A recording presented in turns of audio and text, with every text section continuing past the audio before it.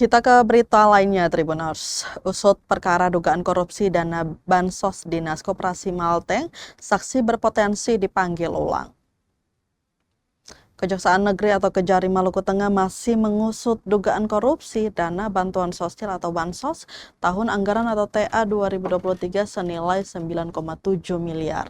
Di mana diketahui sebanyak 350-an saksi telah diperiksa dari total 400 panggilan kepada para pihak dari lembaga eksekutif, legislatif, maupun kelompok penerima Bansos tahun anggaran 2023. Beberapa waktu lalu, telah diajukan pula barang bukti atau BB berupa pernyataan tertulis kelompok penerima yang diminta oleh oknum legislator agar mengaku mendapat bantuan senilai 48 juta padahal yang diterima hanyalah 5 juta rupiah sampai 7 juta.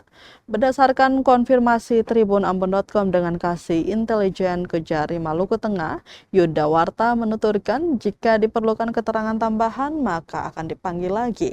Ia menegaskan ulang bahwa jika keterangan saksi begitu diperlukan, maka akan dilayangkan panggilan ulang. Selain terhadap oknum legislator, pemanggilan ulang juga berpotensi dilayangkan ke pihak lain yang berstatus sebagai saksi dalam perkara dugaan korupsi dana bantuan sosial 9,7 miliar. Seperti diketahui, perkara dugaan korupsi dana bantuan sosial di Kabupaten Maluku Tengah telah bergulir sejak tahun 2025. Di mana tepat Oktober 2025 statusnya dinaikkan ke tahap penyidikan. Dalam perjalanannya, perkara tersebut telah menyeret sejumlah pihak penting yang memiliki peran kunci pada penyaluran dana Bansos. Para pihak yang dipanggil sebagai saksi berasal dari lembaga eksekutif, legislatif, hingga kelompok penerima. Selain itu, tepat Kamis 26 Maret 2026, salah seorang oknum legislator diketahui telah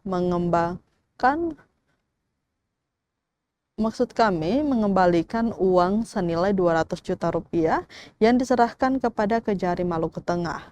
Hingga memasuki bulan ke-6 pasca ditetapkan status kasus ini ke tahap penyidikan, publik terus menanti kerja-kerja kejaksaan untuk mengusut tuntas perkara dugaan tindak pidana korupsi atau tipikor tersebut.